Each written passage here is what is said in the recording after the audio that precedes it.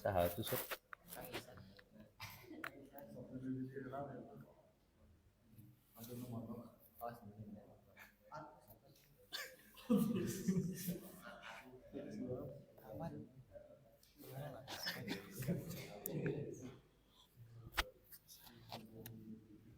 Kak Ahmad lah, Kak Ahmad siap.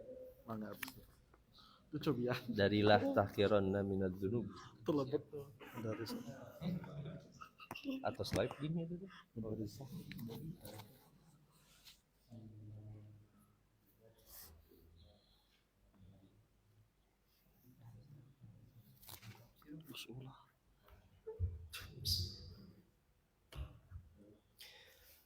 Alhamdulillah wassalatu wassalamu ala Rasulillah wa ala alihi wa sahbihi wa mawala. Asyhadu an la ilaha illallah wahdahu la syarika lah wa asyhadu anna Muhammadan abduhu wa rasuluhu alladzi la nabiyya ba'da. Amma ba'd. Rabbi shrah li sadri wa yassir li amri wa hlul 'uqdatam min lisani yafqahu qawli. Baik, alhamdulillah kita lanjutkan kembali bacaan kita kitab Minhajul Abidin karya Imam Al-Ghazali. Kita masih berada di tahapan bertobat kepada Allah. Ini di pertemuan sebelumnya Imam Al-Ghazali mengulas tanda-tanda hitamnya hati karena berbuat dosa. Dosa itu jadi penghalang kita taat kepada Allah, kehilangan nikmatnya beribadah kepada Allah. Berbagai keutamaan dari Allah itu terhalang kerasnya hati karena bahayanya dosa. Nah, kita lanjutkan halaman ke-61. Ini dari la tahqiranna minadz-dzunub aqallah. Silakan Kang Ahmad. Bismillahirrahmanirrahim. Qala al-musannif rahimahullahu ta'ala la tahqiranna minadz-dzunubi aqallaha innal qalila ma'ad dawami kathiru. Iya. Lanjut. Laqad balaghana. Janganlah kamu meremehkan dosa meskipun kecil. Iya. Karena sesungguhnya dosa yang kecil itu bisa menjadi besar, ya, banyak. Bersama dawam maksudnya terus menerus. Maka menjadi banyak. Iya. Ini dosa yang justru yang disepelekan itu bukan dosa besar, pasti dosa kecil. Nah, banyak orang yang tidak tersadar itu dosa-dosa kecil yang dia kumpulkan terus menerus, ternyata satu waktu dia menemukan dosa itu menjadi dosa besar karena banyaknya dilakukan.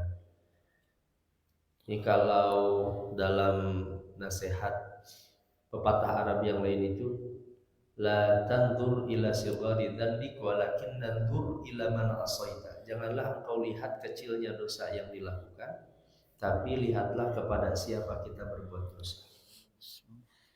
Ini bagi kita teman-teman semua, jangan meremehkan dosa sekecil apapun, karena dosa yang terus-menerus itu suatu waktu menjadi dosa yang banyak. Nah, ini kemudian teladan dari Kahmas bin Al-Hasan, beliau dalam bertobat kepada Allah.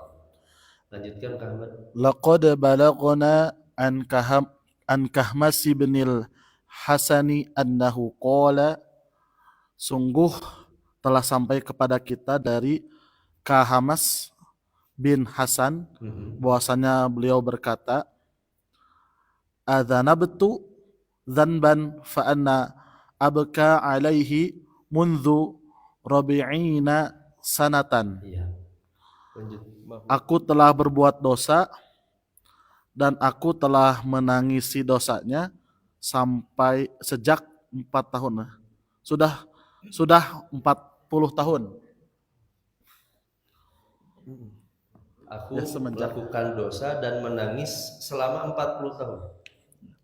Sampai 40 tahun Kahmas bin Al-Hasan itu bertobat dan menangisi dosanya. Kila, seseorang bertanya ada yang bertanya, ma huwa ya Aba Abdillahi, apa itu wahai Abdullah, ya, Abu Abdullah? Dosa apa, ya? Dosa apa itu wahai Abu Abdullah?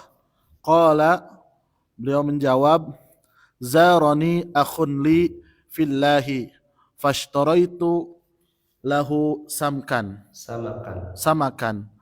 faakala thumma kumtu ila haiti jarin li faakhadtu minhu qita'ata tinin faghasala biha yadahu. Seorang saudaraku di sisi Allah datang kepadaku, maka aku membelikannya ikan dan ia memakannya. Kemudian aku pergi ke halaman rumah tetanggaku dan mengambil sebongkah tanah liat. Di sana lalu mencucinya dengan tangannya. Di sini kemudian mencuci dengan tangannya. Jadi Kahmas bin Al-Hasan sedang menceritakan dosa apa yang dilakukan Kahmas sampai 40 tahun. Kita mungkin mengira dosa besar, berzina, mungkin mencuri, atau membunuh. Kahmas bin Al-Hasan itu menangis selama 40 tahun karena satu dosa saja yang dilakukan. Dosanya itu seperti ini. Saudaraku mengunjungiku, ishtaraitu lahu samakan. Kemudian aku membeli ikan itu samak. Sanes meser samak. Membeli ikan. Fa'akala, kemudian dia makan ikan itu. Kahmas kemudian datang ke halaman tetangganya mengambil satu genggam tanah. Jadi maksudnya datang ke halaman tetangganya, gak izin dulu mengambil segenggam tanah. Bagi kita kan segenggam tanah itu remeh sekali. Kalau ada tetangga kita, misalnya kita punya halaman, dia kemudian mengambil segenggam pasir lah dari halaman kita. Peduli kadang, karena kan kita gak peduli. Kemudian dia menggunakan pasir itu untuk membersihkan sisa makanan yang dimakan.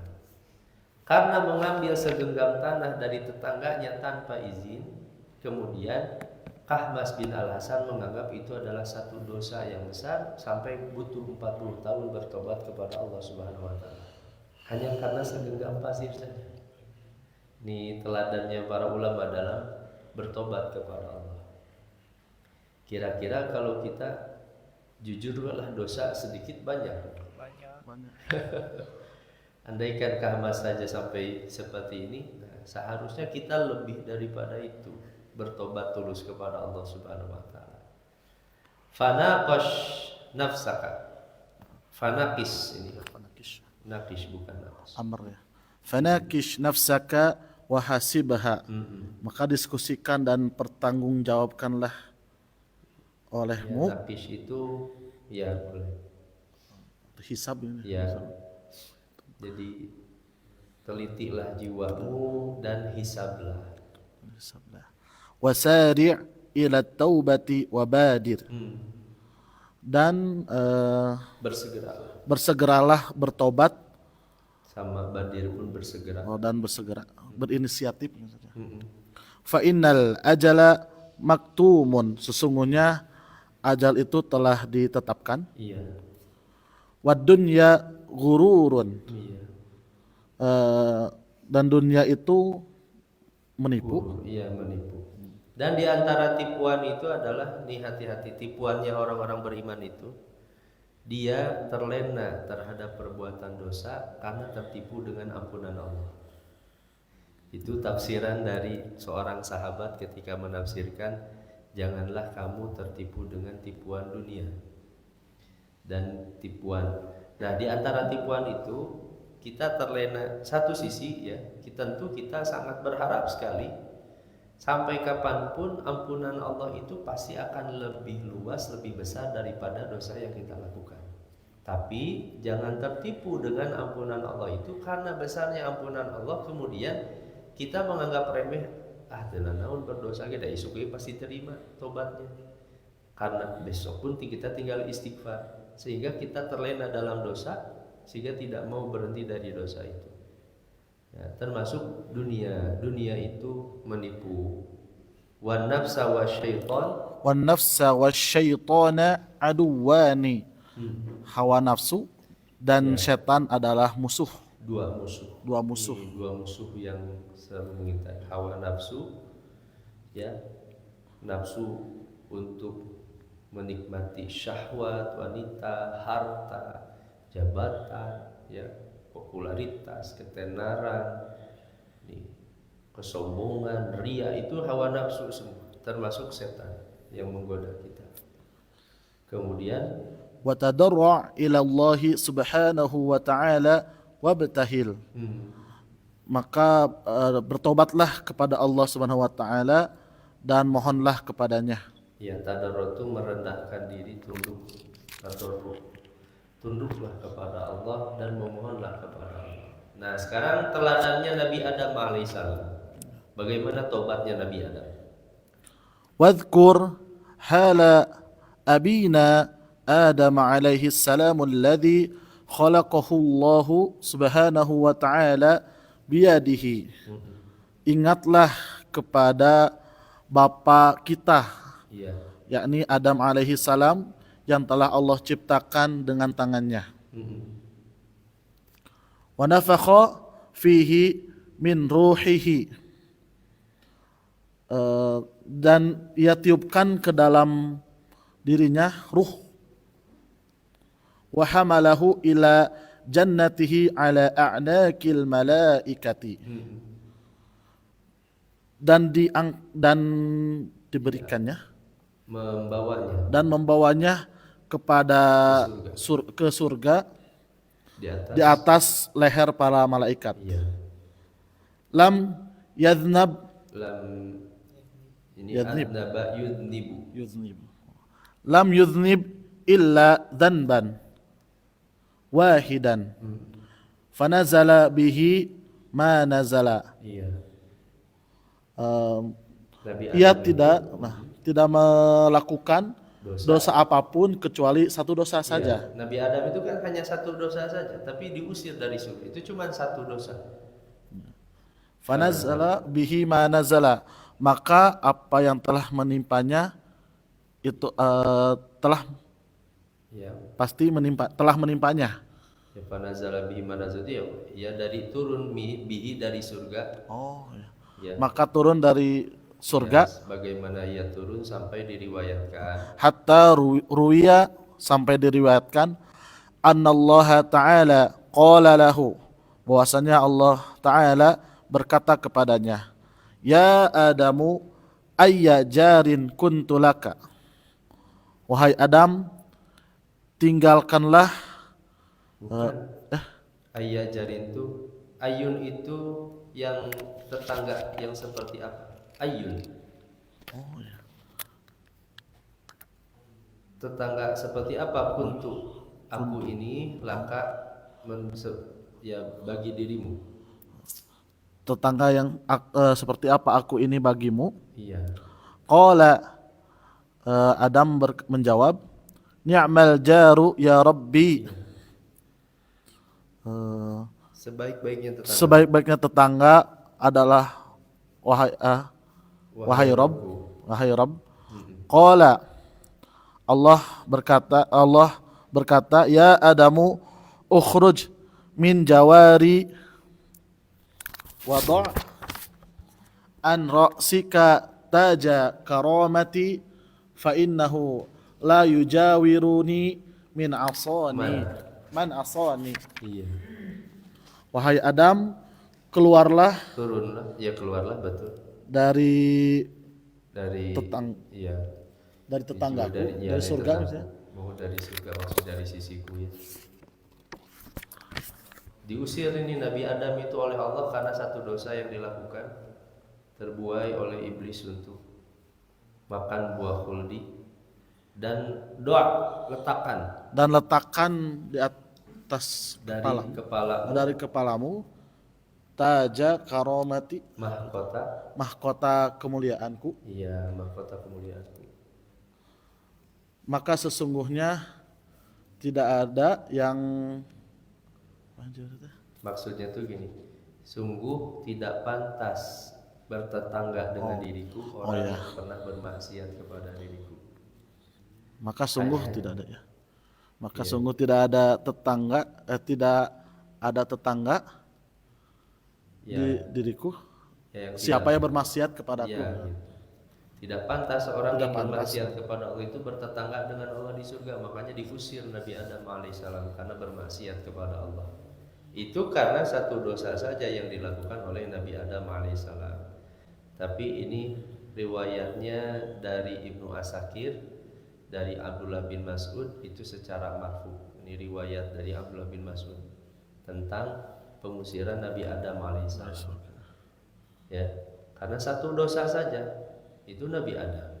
Hatta innahu fima ruya. Hatta innahu fima ruwiya, bahkan sungguhnya telah diriwayatkan Ya, juga tentang Nabi Adam tentang ya. Nabi Adam, baka ala dzunubihi Dzanbihi dzanbihi ma'ti mi'atai 200. oh iya mi'atai sadatin 200 tahun, hatta qabala taubatihi. Hatta ini harusnya kubila boleh qabila tapi maksudnya Allah ya.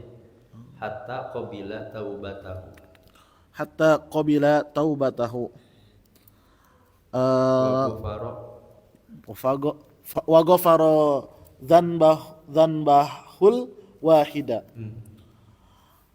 Ia menangisi dosanya sampai 200 tahun Ya. hingga akhirnya Allah menerima taubatnya dan mengampuni dosa-dosanya, dosa yang satu itu. Iya. Jadi ini diriwayatkan berapa lama Nabi Adam alaihissalam menangis bertobat kepada Allah hanya karena satu dosa, 200 tahun sampai akhirnya Allah menerima tobat. Itu karena satu dosa Nabi Adam alaihissalam butuh 200 tahun bertobat kepada Allah, kemudian Allah menerima tobat dan mengampuni hanya satu dosa. Bersama Nabinya Sofi itu kekasihnya. nabinya dan kekasihnya terhadap dosa yang satu itu. Fa kaifa halul ghairi fi dzunubin la tuhsa. Iya. Wahai hamba-hambaku yang melampaui batas. Allah itu memanggil kepada orang-orang yang berbuat dosa israf. Israf itu kalau dia makan sehari 1 kali 2 kali normal, tapi kalau sehari itu 10 piring itu israf itu. Nah, orang kalau dia melakukan satu hari dosa itu ya sekali 2 kali. Tapi kalau dia sudah sehari banyak sekali, 10 mungkin bisa puluhan kali dia berbuat dosa, itu sudah israf. Bukan dosa kecil lagi, dosa besar. Itu namanya israf.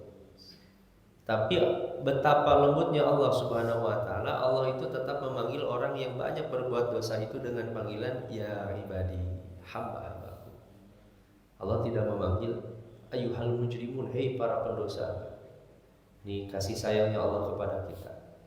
Kalau satu waktu kita ada orang sering menyakiti kita, misalnya mengambil hak kita, dia menzalimi kita, kira-kira panggilan yang pantas kepada orang yang sering menyakiti kita apa biasanya?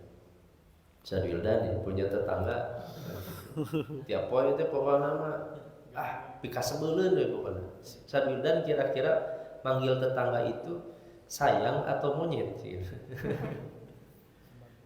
Allah itu kepada orang yang sering berbuat dosa, ini hebat, panggilan Allah itu masih ya ibadi.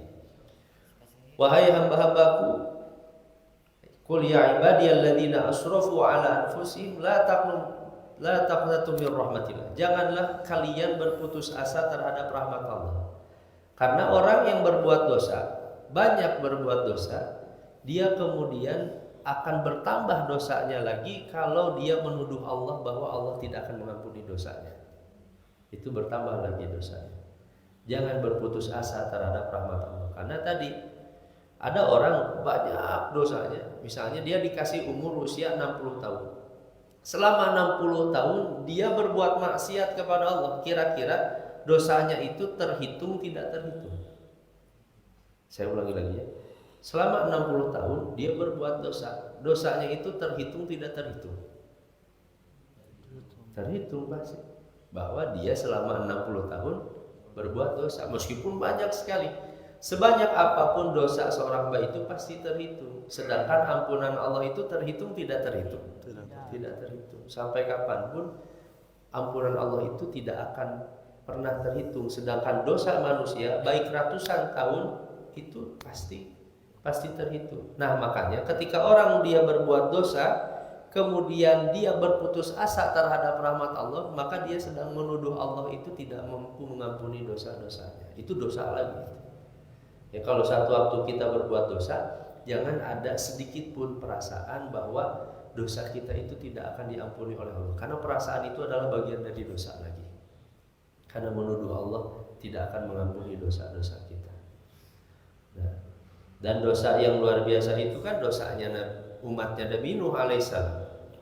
Tapi lihat bagaimana Nabi Nuh memanggil, faqultu astaghfiru rabbakum innahu kana ghaffara yursilis samaa'a 'alaikum midrara. Marilah ke sini kata Nabi Nuh alaihissalam. Beristighfarlah kalian kepada Allah, innahu kana ghaffara. Sungguh Allah itu Ghaffar. Ini teman-teman semua pelajari kenapa Allah menamakan dirinya Ghafir, Ghafur, dan Ghaffar. Dalam Al-Quran itu Allah menyebut Ghafir, ada Ghafur dan Ghaffar. Ketika Allah berbicara tentang umatnya Nabi Nuh alaihissalam, ya, kan umat Nabi Nuh itu kira-kira berbuat dosa berapa tahun?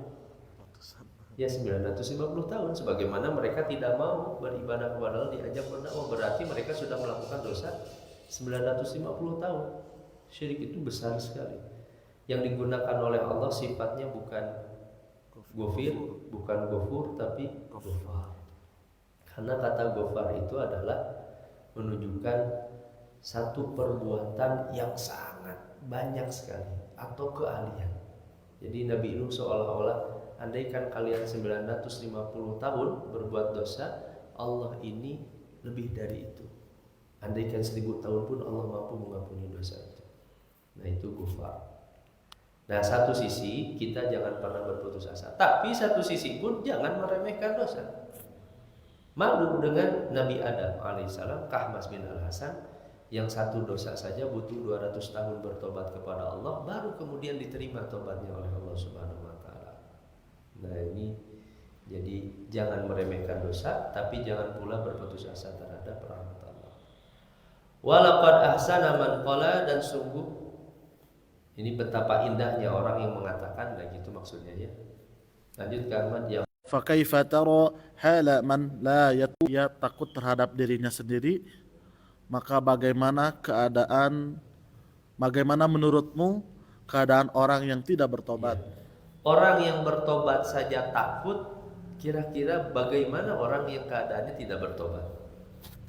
Orang yang bertobat itu kan tetap masih was-was. Makanya ini kata Imam Ibnu Qayyim Al-Jauzi, beliau dalam kitabnya Ad-Da' wa Dawa, bahayanya dosa itu, mungkin dosa itu diampuni oleh Allah, tapi siapa manusia yang sudah tahu bahwa dosanya diampuni oleh Allah? Itu gak akan ada yang tahu. Itu bahayanya dosa. Kita yakin sebesar apapun dosa pasti diampuni oleh Allah, tapi hamba Allah yang mana yang bisa meyakinkan bahwa dosanya itu sudah diterima tobatnya oleh Allah? Itu gak akan ada. Itu bahayanya dosa, kata Imam Ibnu Qayyim Al-Jauziyah. Orang yang bertobat saja khawatir terhadap dirinya sendiri, bagaimana keadaan orang yang tidak bertobat kepada Allah? Fa in tubta tsumma, lanjut. Fa in tubta tsumma naqadta taubata wa'adta ila dzanbi tsaniyan fa'id ila taubati mubadiran. Iya. Maka barang siapa yang bertobat, Iya. kemudian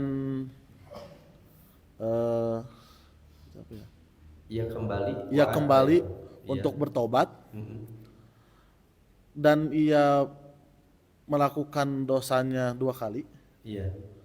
Kedua kalinya, maka ulangilah tobatnya mubadiran. Iya, maka kembalilah dia segera bertobat. Maka kembalilah ia segera bertobat. Wa qul li nafsika, dan katakanlah kepada dirimu, la'alli amutu qabla an a'uda ila dhanbi hadhihi al-marrata. Mungkin bisa jadi aku mati sebelum aku kembali bertobat dosa ini sekali kepada lagi. kepada dosa ini sekali lagi. Iya. Wa kadzalika tsalitsan wa rabi'an. Iya. Bisa jadi 3 kali, 4 kali. Wa kama takhadta dzanba wal auda ilaihi harfatan. Iya. Dan sebagaimana kamu mengambil dosa dan kembali kepadanya, kepada dosa itu sebagai sebuah pengakuan. Ya, sebuah hurfatan itu ya nasib yang jelek. Ini hurfatan. Fattakhidit taubata wal auda ilaiha hurfatan. Maka ambillah pertaubatan, Iya. dan kembali kepadanya. Ya, ini hurfatan tuh saya gak tahu artinya apa. Intinya kata Imam Al-Ghazali itu, ya satu waktu berdosa, tobat, segera pengakuan. saja. Berdosa lagi, tobat lagi. Berdosa lagi, tobat lagi. Pokoknya jangan pernah bosan bertobat kepada Allah. Harus ditanamkan perasaan, bisa jadi saya dahulu meninggal sebelum saya bertobat. Nah, kalau ternyata ada dorongan berbuat dosa, cepat tobat, karena kita gak tahu kematian itu setelah berdosa atau setelah bertobat. Nah, makanya ketika berbuat dosa cepat bertobat, karena kita gak tahu kita meninggalnya kapan. Berbuat dosa lagi, tobat lagi, dosa lagi, tobat lagi, sampai nanti kita meninggal itu setelah tobat, jangan sampai setelah dosa. Wala takun fit taubah, dan janganlah kamu Wala takun fit taubati a'jaza minka fi dzanbi, dan janganlah kamu lebih tobat kamu lebih lemah tak berdaya dibandingkan dosamu. Iya, jangan sampai lebih kuat melakukan dosanya daripada melakukan tobatnya. Harus tobat harus lebih kuat daripada melakukan dosa. Wala tayas. Wala yamna'ka syaitanu minat taubati bisababi dzalika. Maka janganlah putus asa. Iya. Dan janganlah biarkan setan menghalangi dari tobatmu akan disebabkan untuk ya dikarenakan itu, hal itu. Iya. Fa innahu dilalatul khairi, karena sesungguhnya hal itu merupakan tanda kebaikan. Iya. Ama tasma'u qawlahu sallallahu alaihi wasallama, sebagaimana Ama itu bukankah engkau mendengar apa yang diucapkan oleh atau disabdakan oleh Nabi sallallahu alaihi wasallam, khiyarukum kullu mufattanin tawwabin. Iya. Sebaik-baik kalian adalah orang yang diuji, iya, dan bertobat. Iya, maksudnya sebaik-baik kita itu diuji dengan satu dosa, kemudian kita terjatuh pada dosa itu, tapi kemudian bertobat kepada Allah. Nah, ini sebaik-baik. Ya. Sebaik-baik kita itu adalah orang yang kita terjatuh kepada dosa, kemudian kita bertobat, itu adalah sebaik-baik orang, kata Nabi SAW. Maksudnya ai kasiril ibtila'i bidzanbi, yakni orang yang sering diuji dengan dosa, kasirit taubati minhu wa ruju'i ilallahi jalla jalaluhu binadamati wal istighfari. Iya. Sering bertobat darinya dan kembali kepada Allah Jalla Jalalu dengan penyesalan dan memohon ampunan. Dan ingatlah Wa tudzakkar wa tadzakkar qaulahu subhanahu wa subhanahu dan ingatlah firman Allah subhanahu wa may ya'mal su'an aw yadhlim nafsahu thumma yastaghfirillaha yajidillaha ghafurar rahima. Sampai situlah cukup. Fahadha hadhihi wabillahi taufiqu. Siapa saja yang melakukan dosa, beristighfar, jangan khawatir, pasti kita akan mendapatkan Allah itu Maha Pengampun lagi Maha Penyayang. Wallahu a'lam shawab. Hanya itu mungkin pada malam kali ini. Insyaallah ini penutup. Alhamdulillah ini terakhir bahasan penutup tahapan kedua, yaitu tahapan bertobat. Ini kalimat terakhir dari Imam Al-Ghazali. Indah sekali bagaimana kita tulus bertobat kepada Allah. Nah ini teman-teman semua semoga bisa mengamalkannya ya. Insyaallah nanti kita akan bahas lagi di pertemuan yang akan datang. Kemungkinan nanti Syawal. Nah hari Kamis libur ya. Mau bentar lagi kan masuk Ramadan ya. Bisi barade munggahan karunya ya, jadi hari Kamis libur Kang Epul. Jadi hari terakhir insyaallah hari Rabu. Subhanakallahumma wa bihamdika asyhadu an la ilaha illa anta astaghfiruka wa atubu ilaik. Aqulu qouli hadza wa astaghfirullah li wa lakum. Assalamualaikum warahmatullahi wabarakatuh.